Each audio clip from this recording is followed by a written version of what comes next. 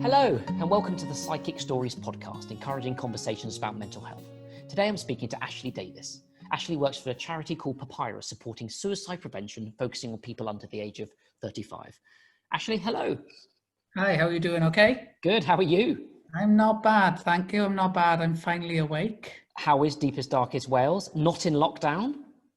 It's pretty good, to be fair. And, I'm lucky I can get out to work and things. Yeah. So, I know there's a lot of people with a lot of restrictions, and I can only imagine, based on the first lockdown and the restrictions in Wales, how difficult it is, and I just feel really lucky to be able to actually get out the house, Yeah, and we're honestly, thank you so much for your time to talk to us today. The goal of today is to have an open and honest conversation about your mental health journey, to get some insight into the tools and techniques that have helped you and are available and accessible to other people. And then by discussing your journey, we hope to share and normalize conversations about mental health, as often people are not alone in these experiences.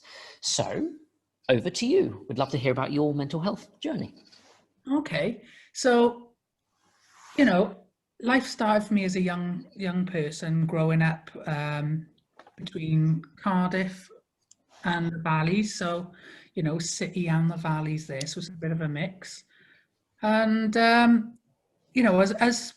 I got to secondary school, really, I started making a lot of wrong choices, skipping school and things like that. And that went into other sort of decisions that impacted sort of daily life, really, where it became normal, if that makes sense, to be involved with maybe not the best crowd at times, and get involved with a lot of violence and anger. I suppose, I was just an angry teenager in general. And at the age of 19, I was very much, I liked attention.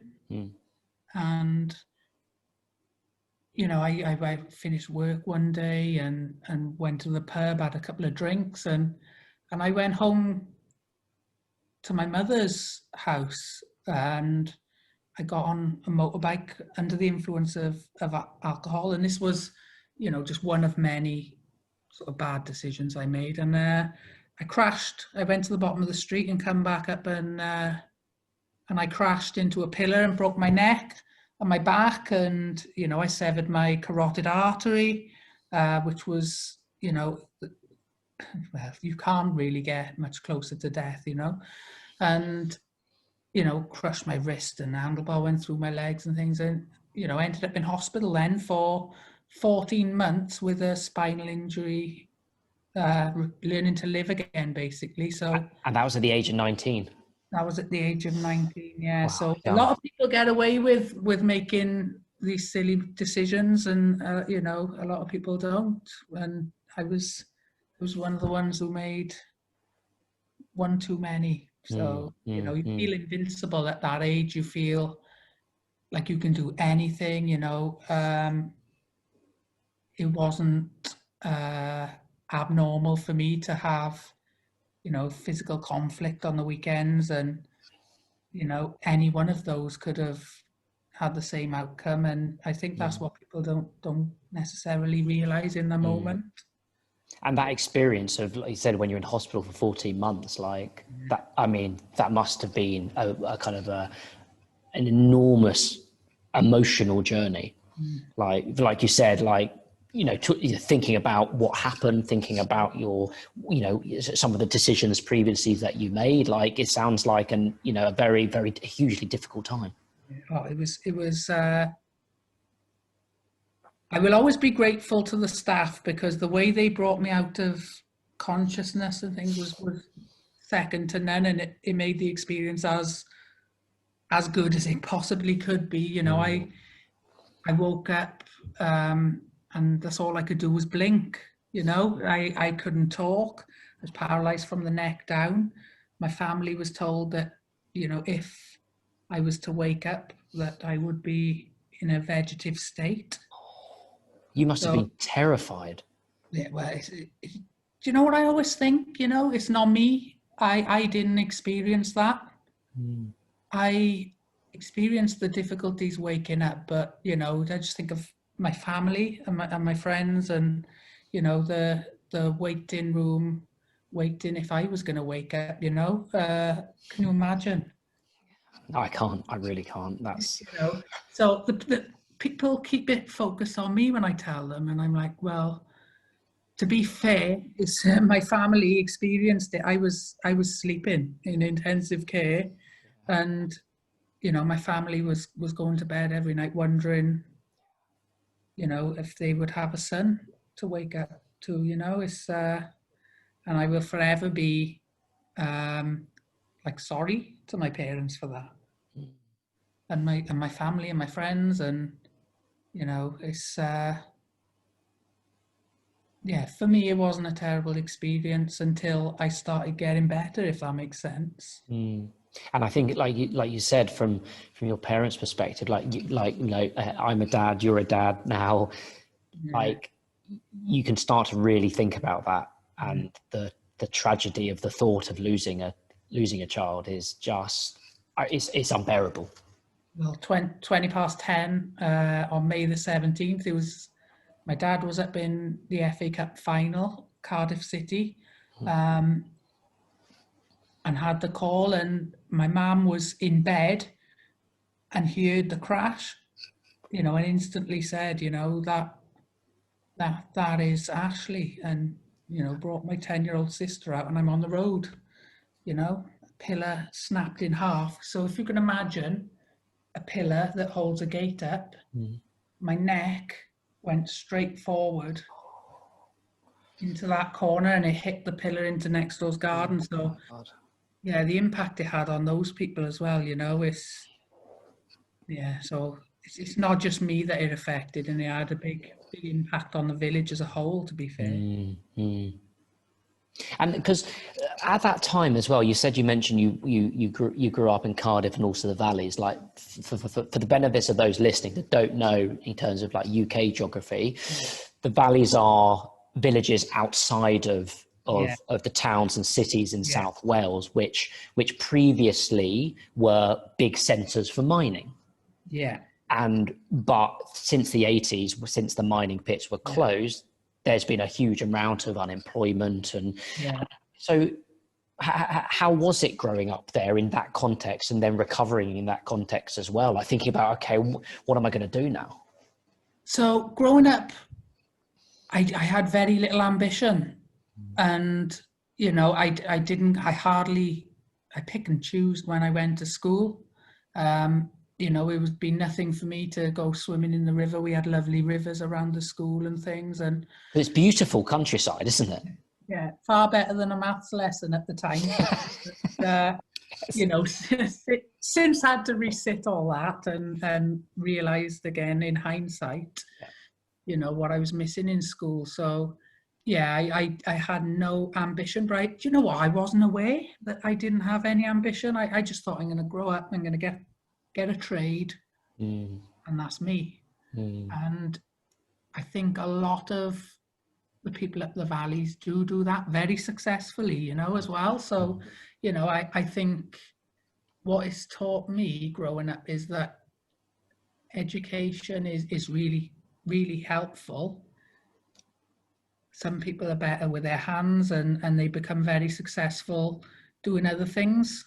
But, it's really important to get that education as well, as good as you can, because what it's taught me is, and I've since been back to my school to talk to the children, is you're in school anyway.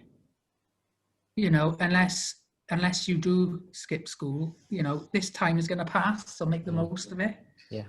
And utilize really the wonderful staff that are in. I can speak for myself in my school, and use them, because they're trying to help you, really, and it's quite often a battle with the people who are trying to help you, I think, in school. Yeah, and you don't realise they're there to help. But it is amazing, as we all grow up into our 30s, 40s, often we always remember that teacher that inspired us, right? Yeah. It really does. So in that situation now where you're 40 months in hospital, like you said, like, you're paralysed, like, there's no aspiration for trade. Yeah. Because, like you said, you can't use your hands. Like, I mean, talk us through that experience. So to be honest with you, my first memory is sort of waking up in a half days in intensive care and not being able to get my words out and feeling, oh, my legs are really itching. And this is very strange, but when I could sort of like mumble words out and get some words out, I told a nurse a phone number and I said, tell them I've had an accident. This was a couple of, maybe 1 or 2 months after maybe my accident. Might get that time wrong, but it was a while after my accident and people had come in and, seen me and visited. And I was like, tell them I've had an accident. They're like, it was my stepmom's number it was. I think I used to call that number regular, so I just recited it. And literally, they said, look, they've been in, they're out having a coffee. They'd been in an hour before. So there was very much concern for the brain damage caused by the stent I had in and the severing of the carotid artery, which I don't know if it's worth explaining. The carotid artery is the main artery that carries blood up to your brain. So when my mum came out on that night, her words are that, you look dead and your blood was pooling in your neck. So your neck was getting bigger. So it was that, and when we got to Prince Charles Hospital, they actually sent my family in to say what was potentially their last goodbyes. So I was just laid on a slab, waiting to be sent to the Heath Hospital, where a wonderful surgeon fixed me basically and saved my life. And I remember meeting Mr. Williams, his name is, and saying, this was about a year after I come out of the hospital, as a few years on, checking up on you, I got to meet the surgeon and I said, oh, I just want to, I was thinking all day, what can I say to this man who saved my life? And I went in and he checked me over and I said, I cannot thank you enough for saving my life. He said, just don't do it again. He walked off. That just shows how amazing they are. I mean, yeah, and the humour to go with that as well is, oh God. Yeah. I mean, that's, for me, hearing you say that is hugely emotional, and essentially, like you said, like to you at the time, must have been such a shock. I mean, what the hell is going on? You know what? The thing is, you have to learn to do everything again. The first thing was flat bed rest for like 4, 5, maybe 6 months, just flat. I had a halo on, so the screws were, in my head, and I just was just led there, and it was a difficult time, and it was made easier by a lot of wonderful staff. So, when we think about the pandemic and things now, a lot of thought goes to them who are still part of my life. Some of them, we're still in contact, and did spend the majority of my time in rehab learning to do these things again. If you think learning to, first of all, sit up without passing out, because you're flat on your back for so long. They got to elevate you for like 2 minutes and then 3 minutes at a certain amount of degrees. It's all this careful planning that these staff have to think about every day. And then they get you on something called a standing table, where they strap you in literally head to toe and elevate you so that your blood can pump itself around the body, because it's so used to being led down. So there's a lot of rehab, and that's before you learn to sit up on your own in bed. And then there's another goal then, okay, so let's get you slide board transferred in, which is a little board that you put in your wheelchair and stuff, you know, and that's after being hoisted. You know, first of all, you're hoisted, and you know, at first your bowels and your bladder are just not used to that sort of pressure. So you're having lots of embarrassing incidents where you're constantly, you know, not being able to hold in, and you know, it's a tough time.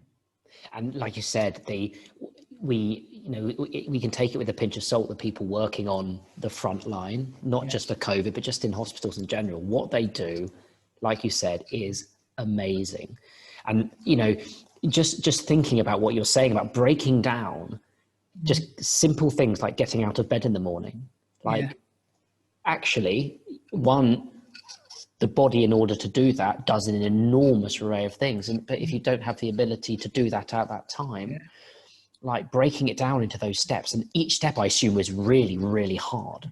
Yeah, it's really, really different, and it's constant goals, and you're excited, but you're also nervous. You're thinking, what's going to come back tomorrow? You know what? Like for me, I was extremely lucky that once my recovery started, it started coming and coming and coming, and still has its limitations. But in terms of the prognosis, my recovery has been quite remarkable. I've been very lucky, you know, and I'm able to look after myself and bring up children, and you know, not everyone has that. So when you're in spinal injuries unit, and this is another quality that the staff have, you know, in Rookwood Hospital, every single member of staff, you know, when they're hearing people like myself saying, I can twitch my leg today, and they have to constantly say, okay, it's really good that this is coming, you know, but we need to be aware that that might be all that comes back, you know, and that is, it's managing your expectations. But I mean, talking to you now, and you know, just for full transparency, those who are listening, going out with you as well. You know, I've seen you at Foo Fighters. Oh, we get front seats. Front seats and standing from a wheelchair. And one thing I wanted to ask was, when you said you were growing up, you said feeling of anger. Did that change as you were going through hospital? Were you still angry? Because it sounds like whilst lying there, there's a lot of time to think and process emotions. I'd be interested to hear about that. Was there a change?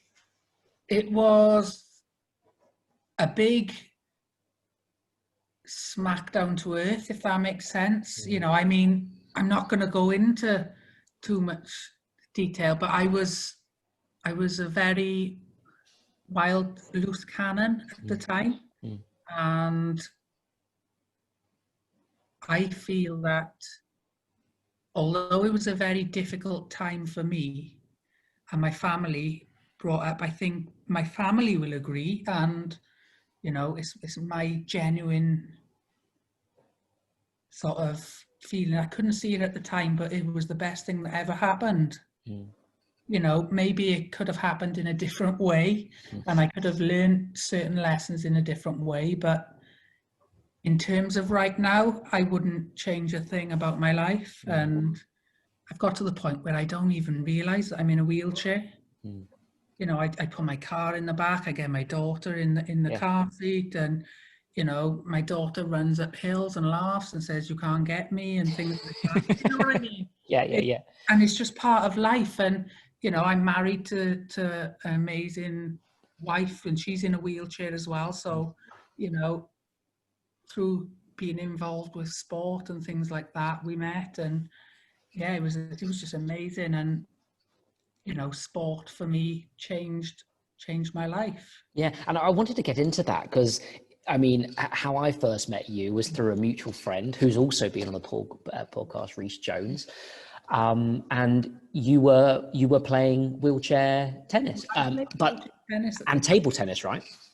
So what it was, and I think this took a long time to realize, is that tennis was a bit of a rebound for me, and the best rebound I could have ever had, because meeting Reece, I think, has been a massive help for both of our mental health and our ways of looking forward. You know, I've gained so many skills off Reese, and you know, he's taught me things that helped me get this job as well. You know, that I'm in now, and it was a bit of a rebound from my table tennis career, which, you know, I was British #1, and you know, I was really, you know, pushing forward with table tennis and enjoy. It was my full time. You know, I started to travel, and just in the context, was this after your accident?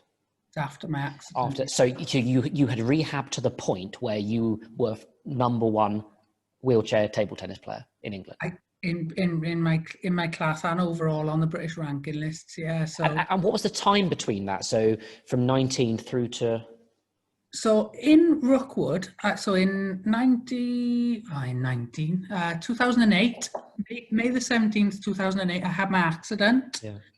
I spent that 14 months in hospital, and what happens with Rookwood and spinal injuries units, they are completely different to any type of hospital I've ever heard of, because they become your life. The people in there, you know, you're in there. I met some of my best friends. My best man at my wedding was you know, in hospital with me at the time. But they have event every year called the Spinal Injuries Games. Okay. So spinal unit games, where hospitals such as Stoke Mandeville and Rookwood, all spinal rehab hospitals, have like a hospital Olympics.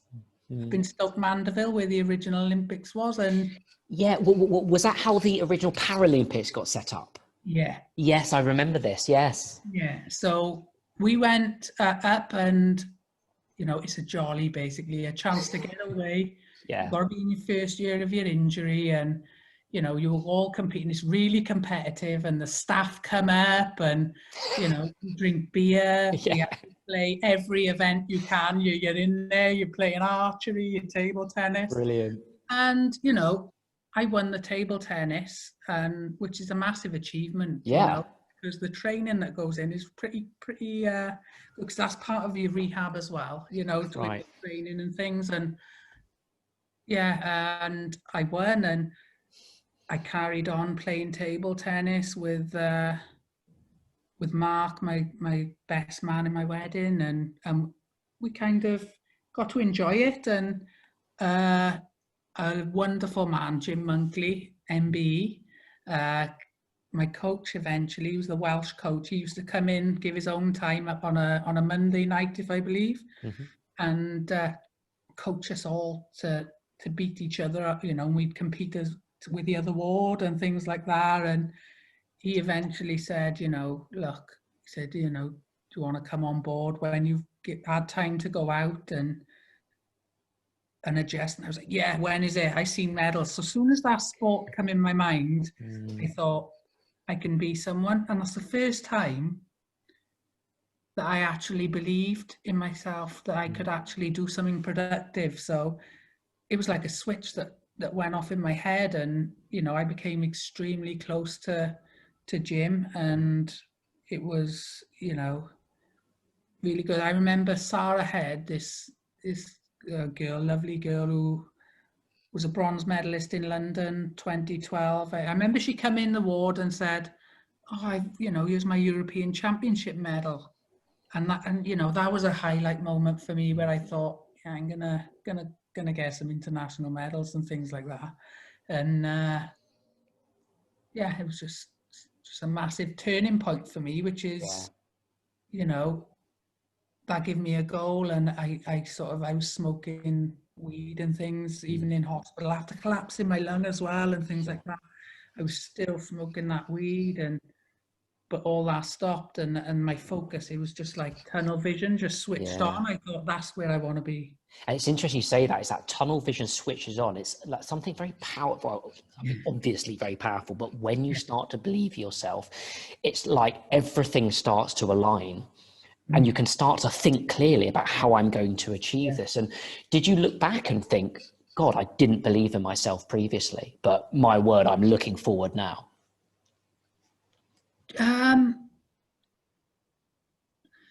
it's a very gradual process in rehab.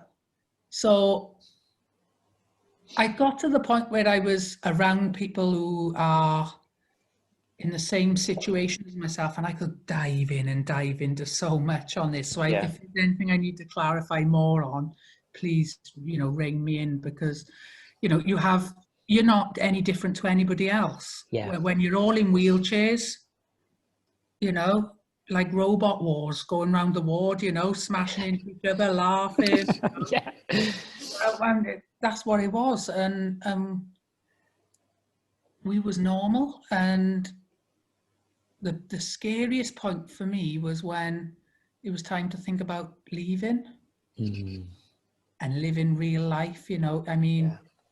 I had my friends who knew me from the past. They used to come and visit me, but naturally life goes on. And, if you think of what a crucial age 19 is, where people are turning from young adults to adults that's got to stand on their own 2 feet, pardon the pun. But,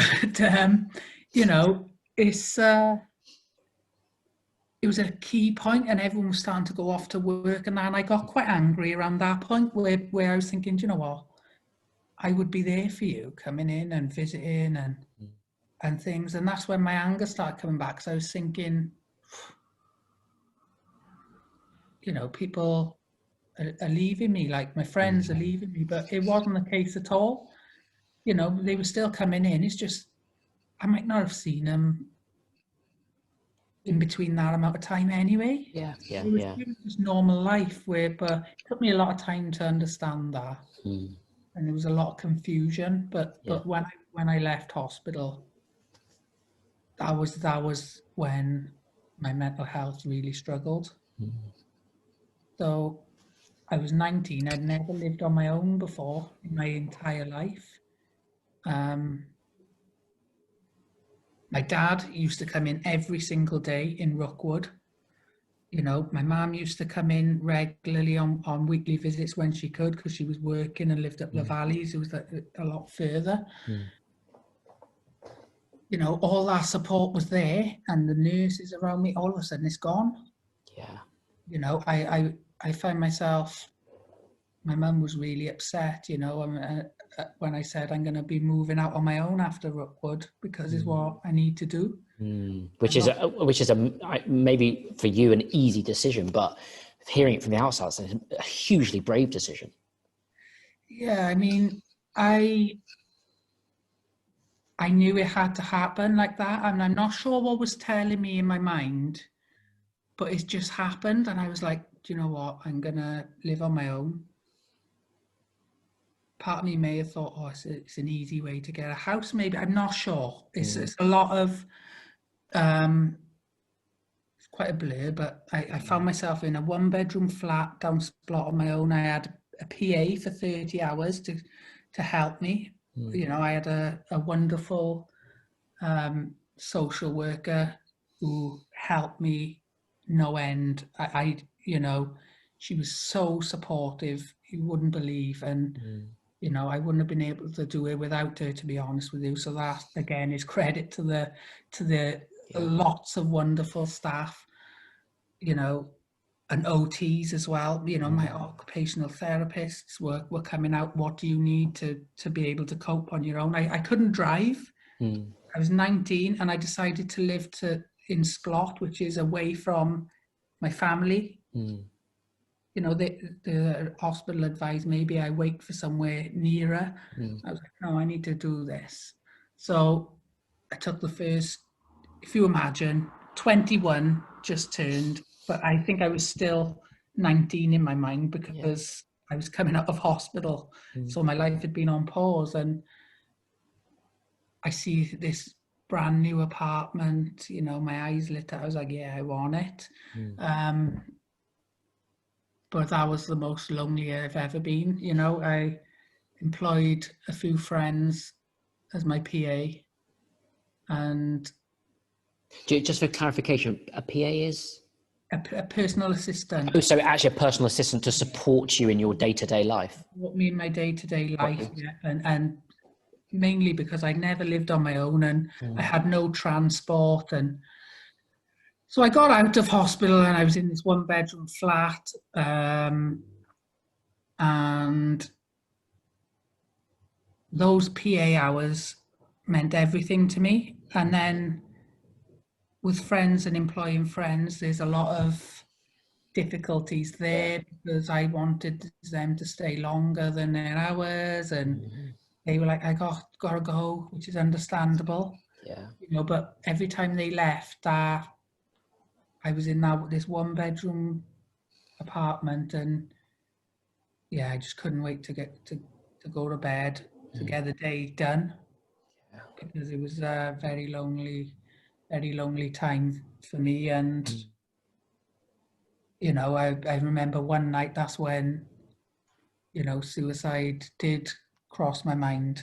And I phoned my dad and said, I don't want to be here anymore. And my nan and my bamp came and got me and took me to their apartment down the bay and kept me company that night, and spoke to me and gave me a lot of good advice. And yeah, but my PA hours meant the world, but you're still lonely because they're going home at the end of the night, and it's just really difficult.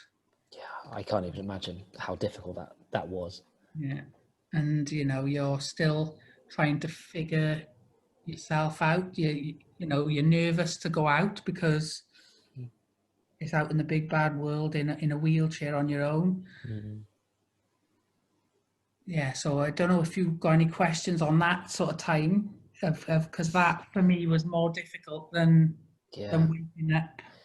So what I was thinking of during that time, so you went through a very, very dark period. Like, how did you cope, and what enabled you to move forward and to progress and to get where you are today?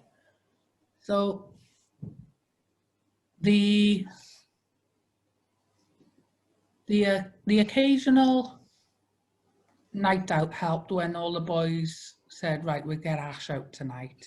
So that was something to look forward to, and we had a laugh on those nights.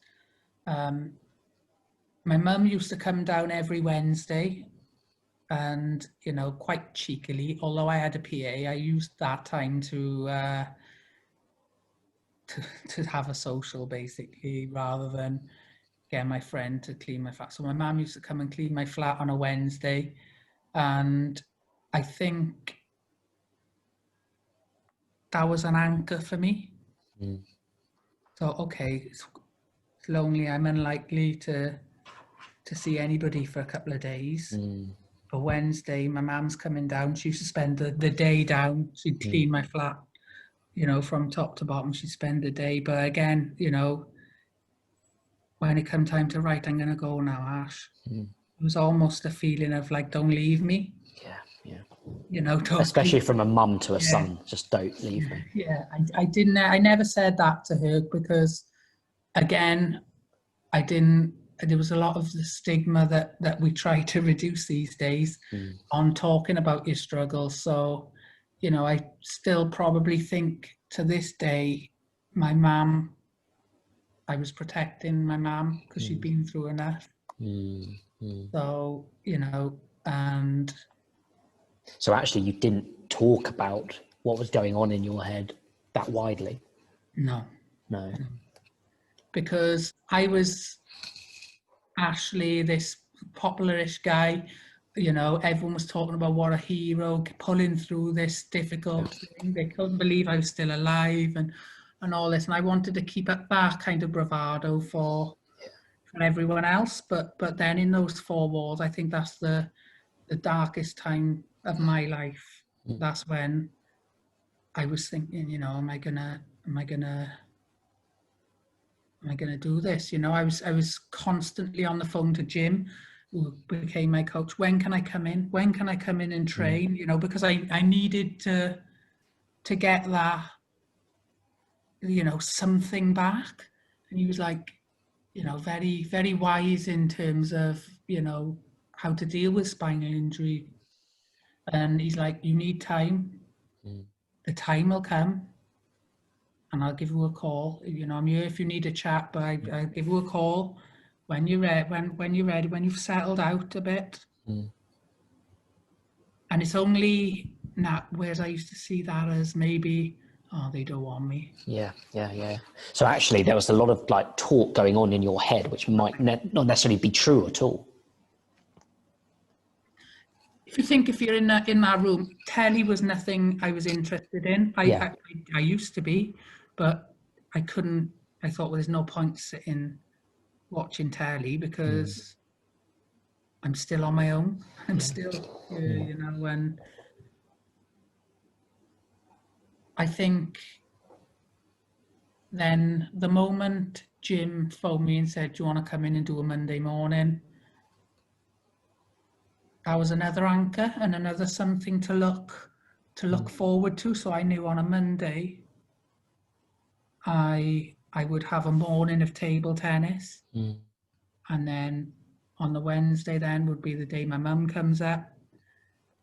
So it was all about putting things in place which you could slowly look forward to.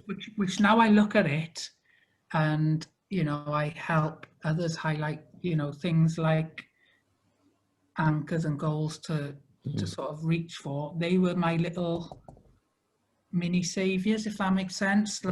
My something to get through the day for, and did the momentum start to build? So as soon as you start to getting that regular structure, your mind starts to, I suppose, almost like automate it, doesn't it? And I suppose it's feeding in new information. Okay, I've got this going on.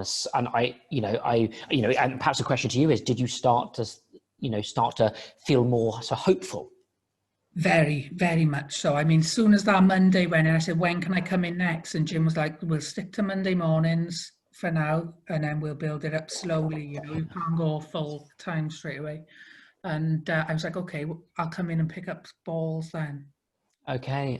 You know, so I was like, I will pick up balls for Sarah. Yeah. It means having more time in your company and being listened to by people who understood. Yeah. Rather than, you know, you can speak to people who are not experiencing disability all you like, but people tend to, with all the best intentions, rather than acknowledge, like, yeah, this is bad, you know, their natural instinct is to say, yeah, but you'll get there. Look how far you've come. You know, you've done really amazing. And all that's really nice to hear. But in that moment, what I needed was someone to say, it is shit. Yeah. And every day's hard. Yeah. You know what? It's not going to get easier for a long time. But what we can do is learn to manage and cope with day-to-day life.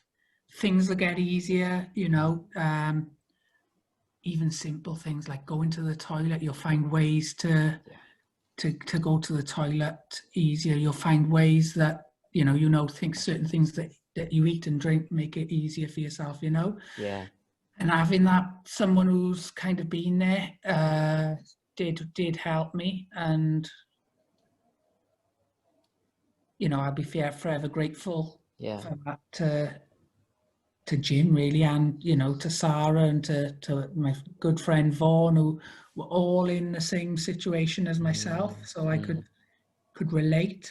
So having that one time a week where I could go in and, you know, and eventually we just started taking the mick out of each other, and you'll be able to have a laugh, and that was a huge turning point. But I just want to mention, sorry if I'm going off on tangent, but one massive turning point for me that sticks in my mind is that my uncle Nino, who, you know, I don't see him, you know, it'd be years, before I see him, and we see each other. You know, we had a lot to do with each other as a child. I used to go and visit my auntie and uncle and things. So he came to visit me, you know, a few times in hospital, and said, okay. And but when I went out, I had a phone call one time off my mum, and I was in my flat thinking, oh, what's my way forward? And my mum phoned and said, because I didn't work, you know, I'd spent a lot of money in hospital, you know, on living, and, you know, unfortunately, you know, weed as well. So, you know, money had to be thought about, you know, and I was okay with the support that, you know, I had, but, you know, driving was nothing that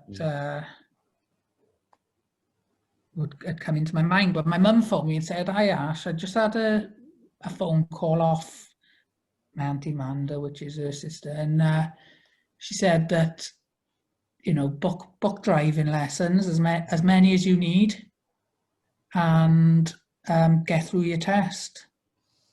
And for me, that was my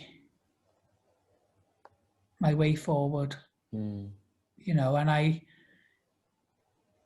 around this time, you know, I would like to say that I'd already started to sort of build a little bit of a life. So, you know, it wasn't out of sympathy, it wasn't out of things. I'd started to branch out and meet friends, and, you know, and have people come to see me again, you know. But that was massive. I thought, I can book lessons now. So I was booking like 1, 2, sometimes 3 lessons a week just to get through my test, you know. And as soon as I passed my test,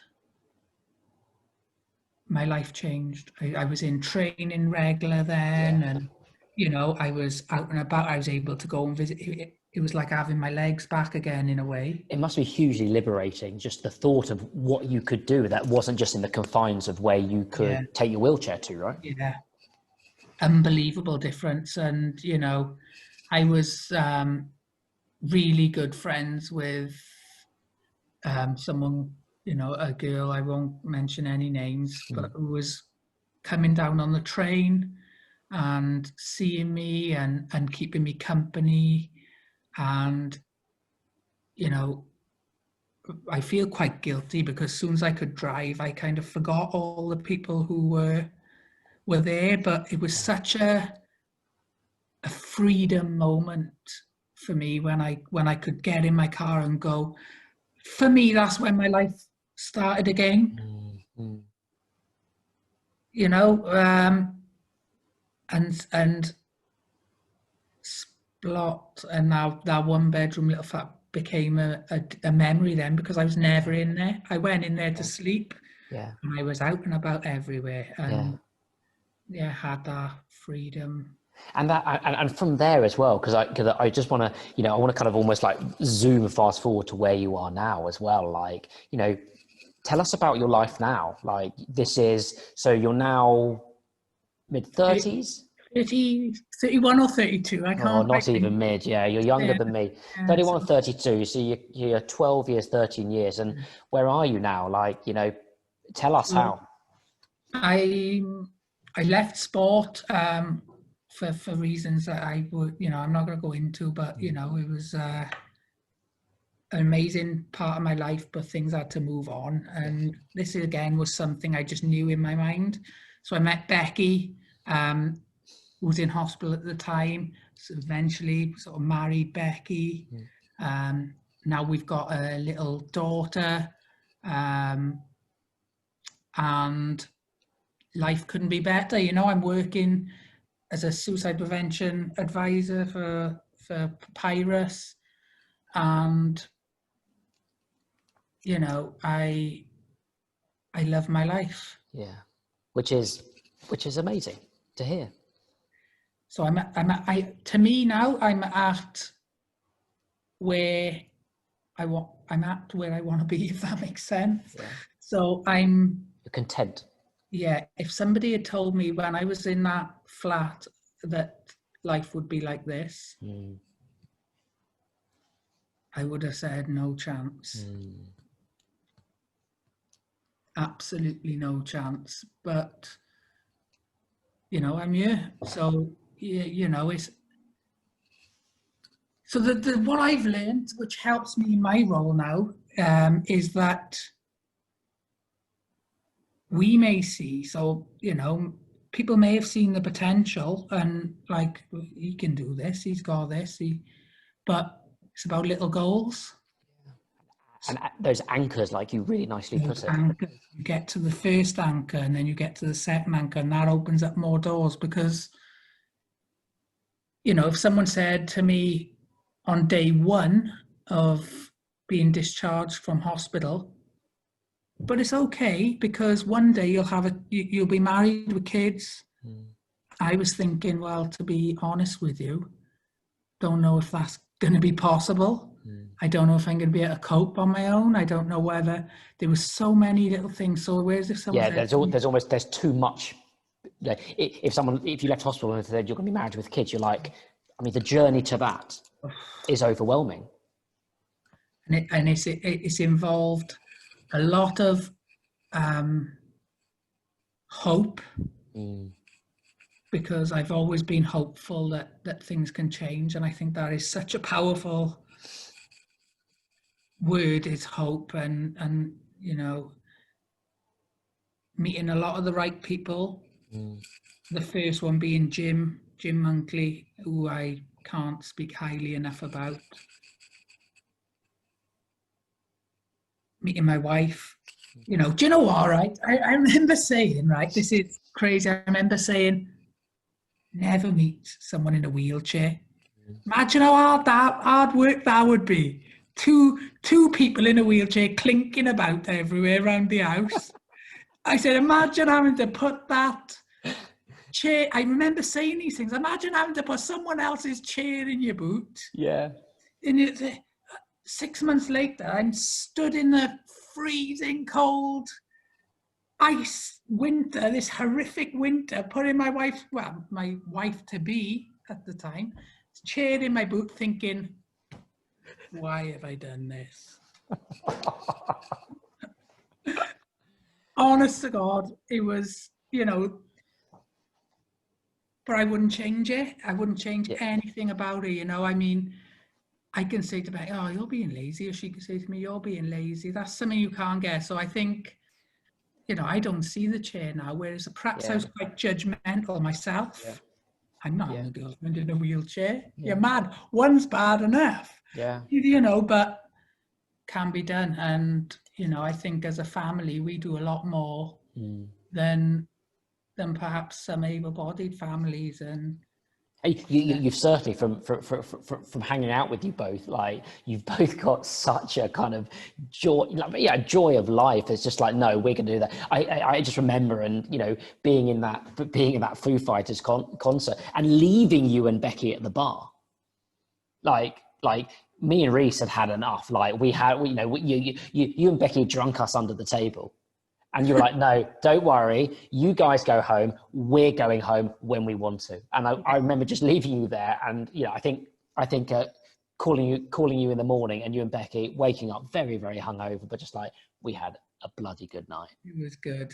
Yeah. And, well, we can't fall over, see? So when you're stood up swaying at the thing, thinking, we're just sat there. So, you know, it's not until we try and get into bed in the hotel room is when we know actually how drunk we are. So it's, perhaps we can't drink quite as good as it looks like. And it was amazing. And but also we can't get away without talking about Becky as well, because she is an incredible woman. Incredible. And doesn't take any crap from you, does she? No, incredibly bossy woman, yes. But no, yeah, she's brilliant. I mean, I'm quite lucky in the fact that I've been able to witness how Becky come to terms with things and how, you know, she's constantly developing herself, and she learns, and she knows that to manage her mental health is about doing 15 degrees and, you know, all these courses, and which is amazing. And, you know, I think it's taken both me and Becky till the last couple of years to actually think we're here, we're over this, we've, you know, we're there. Yeah, which is incredible. I mean, that journey, and look, you know, and like you said, like you're still 31, like you're not 60 or 70. I mean, to know you're there at 31, having gone through what both you and Becky have been through is awesome. And to think that you've now got 40 or 50 years to just take advantage of the world is amazing. Yeah, that's exactly it. And you know, I'm enjoying now being able to help other people who perhaps are unable to identify that bit of hope. And you know, part of my job is to understand where they are, but not sort of take it for granted that it's the same experience as myself. It's about trying to understand and trying to explore their hopes and their turning points. Yeah. So, you know, I feel really privileged to do that. And I remember, you know, saying to Becky, I've finished table tennis, I've give tennis a crack. Let's be fair, I'm not the best at tennis. You know, if I'm being honest, I did quite well, and I got helped a lot by Reese, and Reese took me to a really good level. But in terms of Paralympic level and international competitions, I was just trying to find that anchor that I'd lost again, kind of thing, for that period of time. So I finished that and thought, right, I'm plowing all my money into this, money that perhaps we haven't got right now. What can I do? And I tried applying for jobs, just, you know, any jobs, and wasn't getting anything back. And Becky said to me, you know, volunteer at Childline. I said, why do I want to work for free? Come on, let's be fit. That was my mindset. You know, a couple of weeks later, she said, well, I filled in the application. I said, send it. And that changed my life, you know? So I didn't know, but Becky was able to see that little bit of hope that I couldn't see at that time.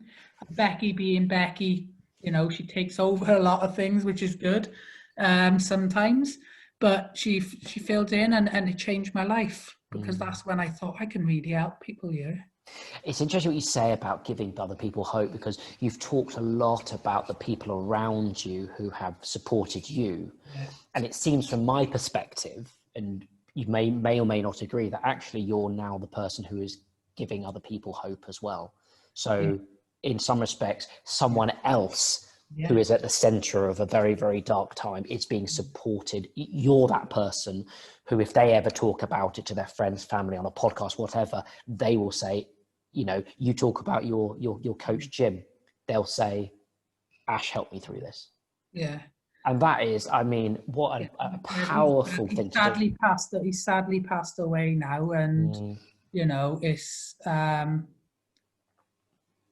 if you know, if I could, I couldn't thank him enough, to be honest with you, you know. But even everyone around me, you know, if I woke up in hospital in the morning and I was feeling like I had a bad day, I had an anchor every day that actually 6 o'clock, my dad's going to come in. Yeah. Every single day. And that, in that time of hospital, that was my anchor every day that kept me going. The first thing I used to think about is, I can move this today. I can't wait to tell my dad about that tonight. Yeah.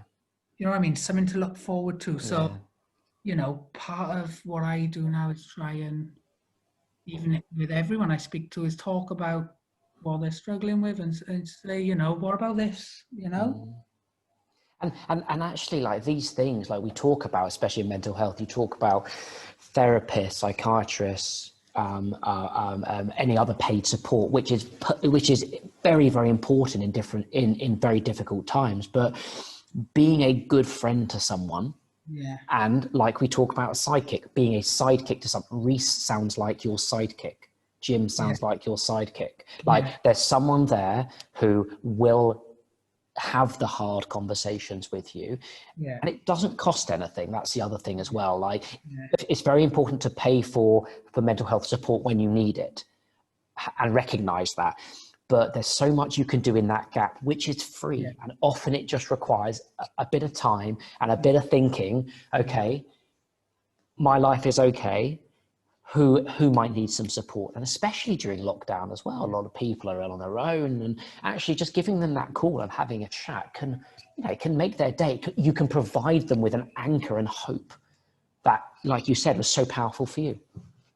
Totally non-judgmental approach, open conversations, reduce any stigma. Say you're walking down the street now and you've banged your knee, or you've got a bad leg and you're limping and you're struggling to walk, and you know, you openly say it.